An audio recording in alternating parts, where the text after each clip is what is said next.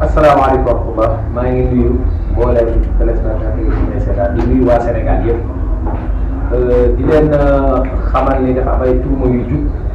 jugee ko ci ku naan Samba Sow di directeur Sud Bay ak tuuma yooyu nag dafa def conférence de presse suba tuuma yooyu laay ñëw pour weddi ci lu bare am na lu ci am tuuma yëpp nag boo koy xool lan la man d'après li ma ci dégg mooy daa defar logiciel bi mu defaree pare ñëw ci man pour ma commercialiser ko après ma jël ko dem breveté ci loolu laay ñëw maa ngi leen di déglu ñëpp seen question seen réponse xam naa après dañ def beneen vidéo bu gën a gudd boo xam ne détails yëpp dina ci nekk ak chaque détail lépp lu mu wax ci vidéo bi dinañ génn kay koleel leen génn ay preuve koleel leen ba ngeen xam ni moom li mu def yëpp woor la àdduna bi woor la salaamaaleykum wa rahmatulah. waaw dafa am benn boo xam ne day yëngatu si yëpp yi bu ñuy wax Samba Sow moom dafa génn tey ci suba bi di wax nekk Moustapha Ndiaye dafa menacé yenn opérateur ak yi ne dañu di cramer ci mbaxane doone benn alors que moom il est mal placé parce que moom déjà tribunal da ko jàpp pour ñu contrefaçon ba condamné ko jot interjeté appel tribunal encore débuté ko moom ci boppam moom tey vraiment il est mal placé parce que depuis 2023 la affaire boobu amoon il est mal placé pour tirer ay leçons ci wàllum ticketing parce que nee na marché bi li ku neex ku la neex ngay def lan ngay tontu ci loolu. waaw asalaamaaleykum wa rahmatulah maa ngi nuyu ñëpp li may tontu ci loolu mooy que ni li mu wax yëpp dara amu ci d' abord Samba Sow c' était un prestataire maanaam man patron am laa woon dafa jógee France 2011 man maa ngi woon AFTU depuis 2005 mu ñëw fekk ma ci benn projet boo xam ne maa ngi ci depuis 2012 des preuves à l'appui avec Tracom International qui est une société d' ingénierie Ibrahima Traoré ñu ngi Chicago bi ñu demee noo démarré sama projet kooku dem Chicago Samba Sow ñëw nekk sama mbokku taalibe xam nga damaa amoon affaire taalibe yooyu noonu j' étais pas administratif j' étais pas nekkuma manager bu baax je suis plutôt technique recherche laay def ak innovation technique bi ma rapproché ñoo bokk daara ñoo bokk fi ñuy defee lépp mu ni ma la wax ne ma ne ko dama bëgg dama am benn projet boo xam ne dafa am volet développement parce que une solution ce n'est pas le logiciel une solution c'est un ensemble maanaam c'est un logiciel iOS imprimante thermique ensemble la bi ma ko sollicité ci loolu mu mën na ko te sax mën na ko boobu mu doon wax nekk da doon sos mënu ko mais comme que moom marketing ak communication stratégique la mu ni mën na ko ma wóolu ko ci bi ne mën na ko pare ci laa ko gisee waxtaan ak moom ni ko doon bëgg nga développé ma logiciel bi jox ko sama cahier de charge lii laa bëgg parce que moom xamul dara ci am lii laa bëgg lii lépp mu jékki-jékki dam ni jameet indil ma ko naan paate ko nekk na kooku mooy ingénieur bi développé mais ñoom ñaar dañoo xamante depuis France ay colon noir lañ dañoo xamante depuis France instant boobu c' était en 2013 fin 2013 moo woo sama ki doon développé logiciel pour bañ a woo Ibrahima Traoré di ko comme que la tukki ñoom ñu ngi taxaw de ma ne ko kii laa jël pour mu développé ma logiciel bi mais temps yooyu imprimante kii amul woon terminaux yi nga xam ne si day am Android nii il fallait que ma développé de l' électronique embarqué box imprimante thermique ak yooyu ci laa jëlee affaire bi jox ko ba ma koy jox waxaale wu jëm ni dara daf ni man daal mbokk sa mbokk taal bi day mën laa la jàppale nangam nag ma jox ko cahier de charge di ko yóbbu woon sax smartphone bouton la yor téléphone bouton man ma yor benn Sony Ericsson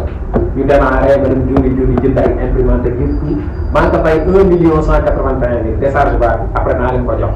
mu développé nag bi mu développé nag may ànd ak moom Orange man j'étais dama ubbeeku ànd ak moom AFTU yóbbu ko ci président mu gis enjeu économique ci la yor lay ko naan le 28 février 2014 man démarré naa projet 2012 moom commencé nañ depuis décembre 2013 def ay casse-tête yëpp tout mu am ay mails yëpp yu ko mën a prouver mu dem ba ci gis enjeu bi jël xaalis ba ñu jëloon pour mu développer ko associé moom jox ko pour ay chantage ci la créé Sudpay maanaam Sudpay bi loolu wax man bi may door a existé wu loolu bi demee ba gis enjeu économique si la créé Sudpay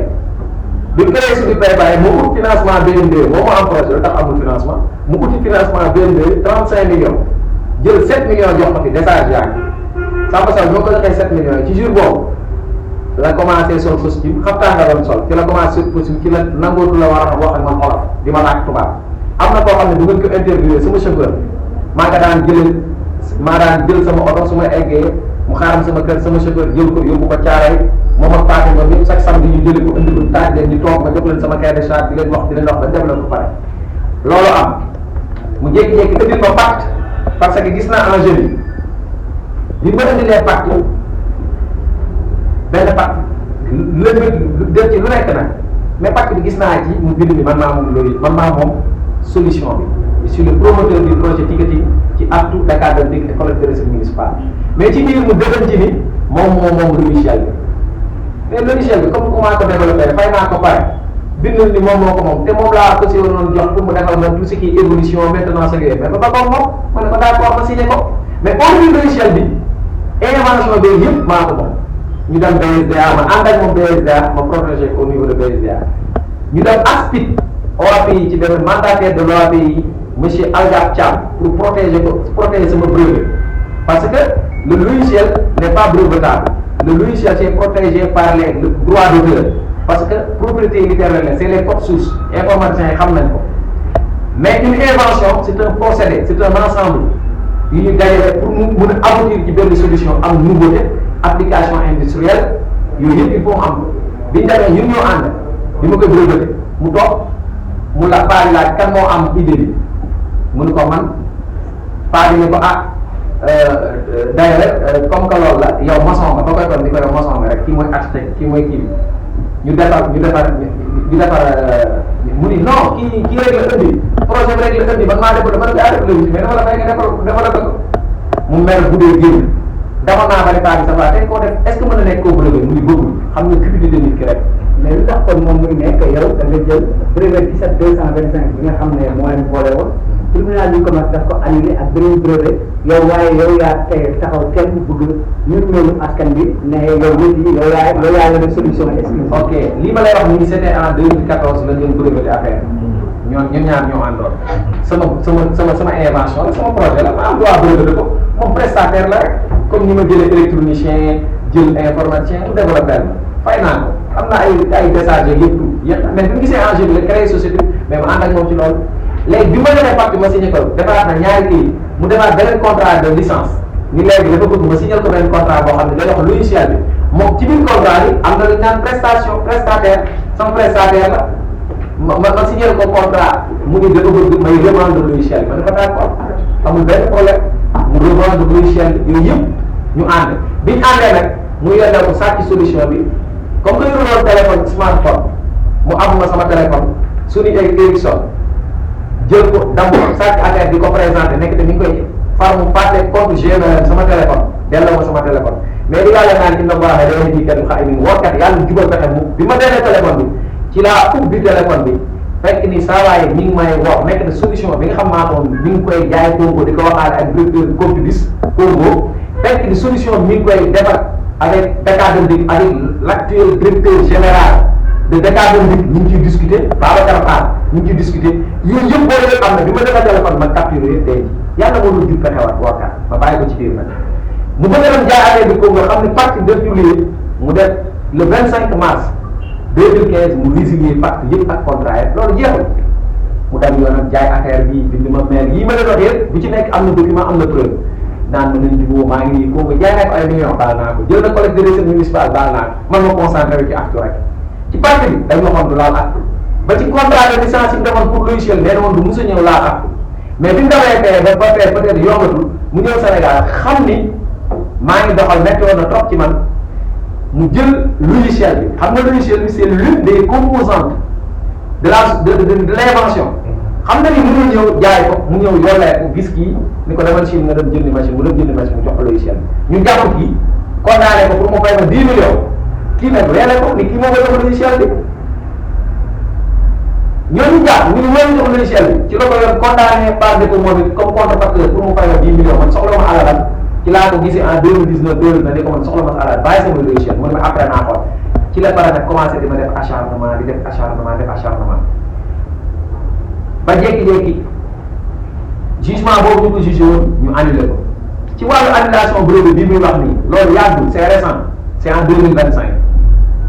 Samba Sow daf maa yóbbu ci yoon ni man dama def abus de confiance parce que dafa développé logiciel ba pare ma jël ko dem breveté ko ba pare continuer di ko liggéey ba léegi loolu dëgg logiciel kenn mënu ko breveté benn logiciel SAS buñ la ko luyee en ligne ki la ko luyee bu coupé dootoo mën a liggéey mu ni dama ko bi mu daree nag yóbbu ma abus de confiance juge bi xool xam ne def ma abus de confiance juge bi dafay ut expertise pour mu xool ba xam logiciel bi ma breveté ba xam logiciel ak laa breveté waaw loolu daal la ko mën a xamee logiciel kenn du ko breveté juge bi ne dana xool ba xam logiciel moom laa ba xam logiciel ak laa breveté en 2014 ñu ñëw ba 2020 2019 logiciel la nga xool fan lay jëlee ah man loolu ma ci dara expert bi ñëw dam ci moom ñëw ci man bi mu ñëwee ci man d'abord dafa war a nekk expertise contradictoire parce que soo laaj logiciel bi brevet xanaa il faut nga am code source yi code source 2014 moom daal dam na ñëw expertise bi c'est non contradictoire bind na il s'agit du même logiciel ñu condamné ma ni ma man damaa jël logiciel laa jël continuer di ko utiliser loolu juge magistrat yi ñoo kiiwul foofu rek ñoo juum foofu ba pare bi expert defee loolu ma solo expert ni ma fay ko 30 millions ñu ni ma fay ko 30 millions fay naa ko ma def sommation expert bi laaj ko ba xam est-ce qu'on peut comparer deux logiciels sans pour autant avoir les deux codes sources mu ne ma noonu ma ne ko est-ce que nit ki mën na wéy nit ki solution SAS bu koy liggéey ñu jékki-jékki coupé ko moom mu continuer di ko liggéey mu ne ma noonu ak yeneen ci diggante bi nag fay naa ko 30 millions comme que nangu ma ko yoon ma ko waxoon fay naa ko mais ma def cour d'appel dëggal confirmé parce que infirmé étoile propriété intellectuelle dafa difficile ñu doon cour suprême mu infirmé mais loolu c'est clos léeg-léeg logiciel la laa jël breveté ko lañ wax te loolu c'est mënul nekk fay na loolu ma 30 millions fay naa ko c'est clos au lieu que nga toog jàpp ñaamuram mais comme que gis na affaire dafa appétissant léegi mu doon ci benn juge ni ko Moussa Ba léegi ñu ngi utiliser sama logiciel dama bëgg a jël 2000 machines yëpp parce que sama logiciel lañ utiliser ba léegi bi ma waxee loolu nag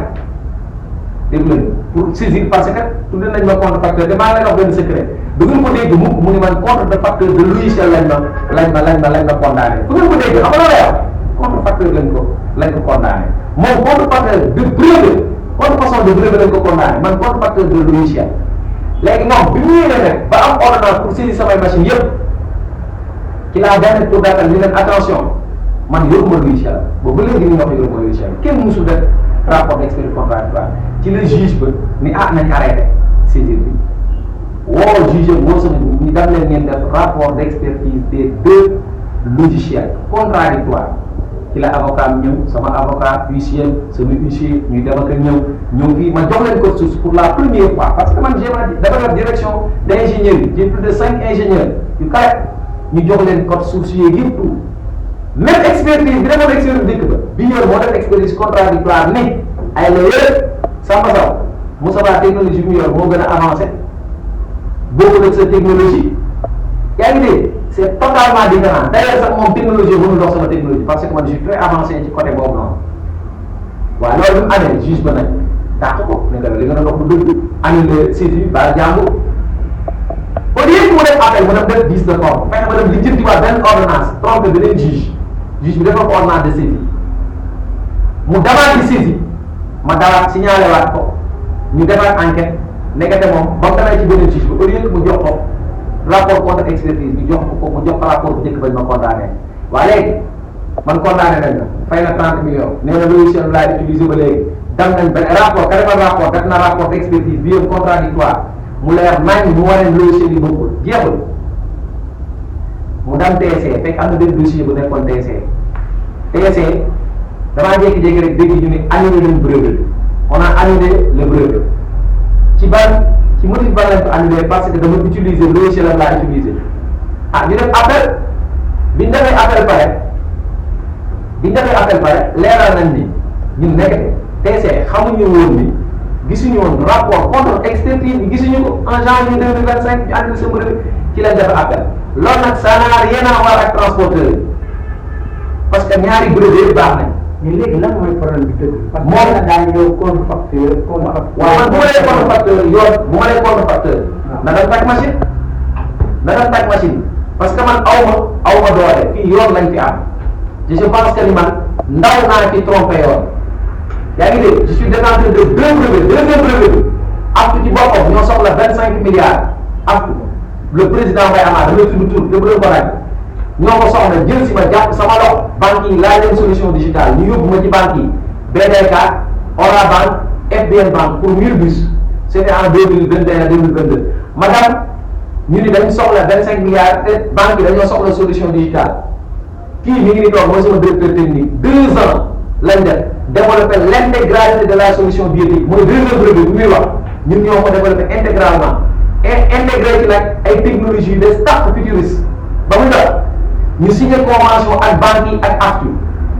am na nag benn directeur boo xam ne lii lépp moom la lii lépp moo ko manigancé benn directeur lii lépp moom la te j'ai des preuves ay mail ay échange yëpp j'ai des preuves. am naa ko version électronique ba pare. kii ñoom xale yi ñu yoree ko naan dem ba gis directeur boobu directeur Diab ñu yor seen appel d'offre waaye naka laay signé ak AFTU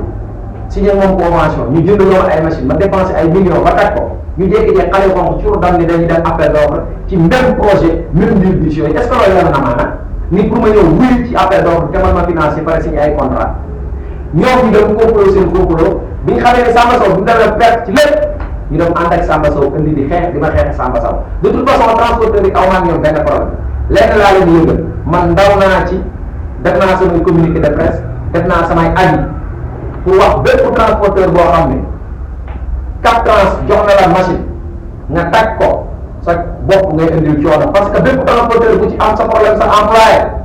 doo dem fee naan ab sa employé bu yóbbee inspection yow yaay taxaw yow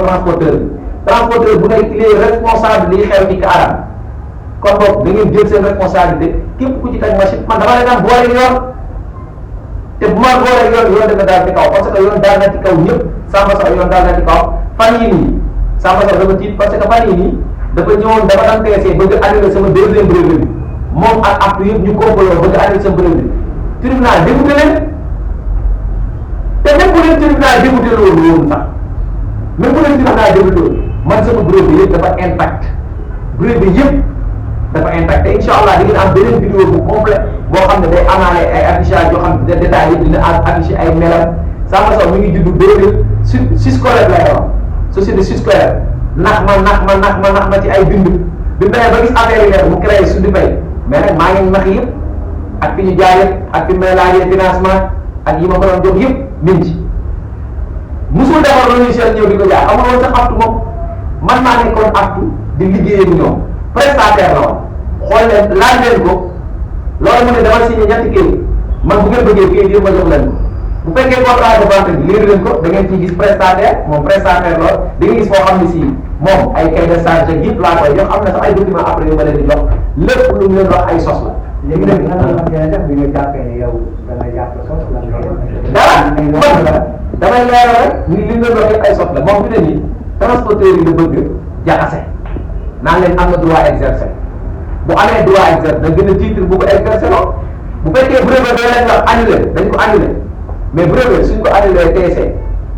mais c'est suspensif bu ñu defee appel automatiquement annulation boobu day taxaw ne brevet bi droit yi am yëpp bi ñu ko am ba léegi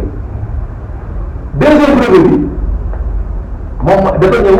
mooy innovation yu bees yi ñu def yooyu nit ñi kii moo ko développé ak équipe technique am léegi nag li mu wax yëpp du leen jaxase et puis def leen attention danaa man condamné nañ ma contrefaçon condamné nañ contrefaçon laaj leen ko ban type de contrefaçon qualifié xam nga mën nga jub noonu la def moom juge da leen jaxase bañ condamné man dañ ma condamné contrefaçon de logiciel nee na logiciel bi ma ko faral mu développé na ko man aw moon droit di ko utiliser man nag logiciel bi utilisé wu ma ko ñu jël expert bi juum condamné ma fay naa. léegi da nga koy topp ci yoon wala da ngay bàyyi da ngay toog xaar. nan laa koy topp ci yoon ci la man maa ngi ay brevet non man ay brevet laa yor man du lan laa koy topp ci yoon moom kay ñi ngi ci yoon sax topp naa ko ci yoon moom actuellement nii moom moo nekk en sursis moom la ñu yóbbu di contrefaçon de brevet au tribunal actuellement nii moom mi ngi nekk au tribunal pour contrefaçon de brevet ma daal dem leen. tribunal de commerce. tribunal TGI ma dama leen posé benn question yéen ñu nekk ay informaticiens ki defar logiciel ba pare nee na logiciel bi rek la defar waaye ki defar logiciel pare bu ñu wax droit de l'auteur logiciel comme suuf si la jox mais bu ñu wax invention xam nga lan la nouveauté application industrielle ak lan ñett la idée nouveauté application industrielle machine bi logiciel bi c'est immatériel mais moom bu demee outil machine nee na man maa defar xott bay bu demee outil machine indi logiciel est-ce que logiciel la doon mën a def ci dëkk bi mënu ko il faut mu reprendre tous les procédés qui est breveté pour aboutir solution bi kon on ne peut pas protéger un brevet le logiciel ne peut pas avoir un brevet une invention mën na nekk mën na am brevet moom nag prestataire rek la woon te premier bunt bi daal ko jox fi ne yi muy def yëpp man maa ngi interpellé transporteur yi nañ def très attention man bu amoon yoon du ma fi nekk di wax mais nag sama œuvre dama koy protéger. Voilà. Donc, un logiciel ne peut pas être improuvé. Alors, Samba Sow dit qu'aujourd'hui, vous avez fait du faux et de la contrefaçon. En français, qu'est-ce que vous avez à répondre à Samba Sow? Waaw, de la contrefaçon de quoi? Contrefaçon rek la wax. Contrefaçon rek la wax. Moo tax man leen jur. Contrefaçon dafa am contrefaçon type de contrefaçon yu bari quoi. Moom bi nga xamee ni ñi ngi xeex wàllu logiciel bi ñu jëlee expertise il s'agit du même logiciel sans pour autant avoir les deux codes sources le première expertise non contradictoire yoon dafa condamné dinaa ko dédommager 30 millions jox naa ko 30 millions mais moom xanaa waxu leen ñu leen am na expertise bu bees bu wane ni moom logiciel am yor moom waxu leen loolu waxu leen ko bu ngeen bëggee ma def leen expertise bi c'est en janvier 2025 te même brevet bi ñu annulé 17225 ñi ko doon annulé xamuñu woon ni contre expertise boobu existé na da leen di leer rek day wax lu ko neex rek. En français. non man je peux pas je m'exprime pas en français. bu leen sax forcé non man ñu may waxal ay olof la transport yooyu wax ma bàyyi ko moom wax français man olof laay wax.